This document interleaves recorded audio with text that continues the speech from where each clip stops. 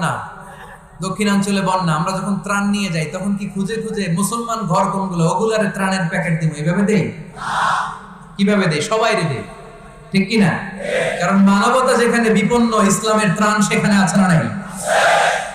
আমরা তখন মুসলিম অমুসলিম কাফের মুশরিক দেখি না, আমরা দেখি কারা বন্যা পীড়িত, কারা দুঃখ কষ্টে আছে, যারাই আমাদের হেল্পিং হ্যান্ড আমরা এক্সপান্ড করে দিব, আমাদের সাহায্যের হাত তাদের কাছে পৌঁছে যাবে, যেরকম, ঠিক কি না? এটারে বলে হিউম্যানিটেরিয়ান রিলিজিয়ান। ইসলামকে বুঝে নেন, ইসলামের সৌন্দর্যটারে শিখে নেন, কাদা ছোড়াছুরি আর কইরেন না।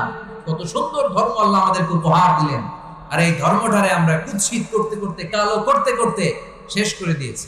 এজন্য অমুসলিমরা বলে মুসলমান হওয়ার দরকার নাই, আমাদের ধর্মই অনেক ভালো। কারণ ইসলামের যে সৌন্দর্য আমরা তো দেখাইতে পারি নাই।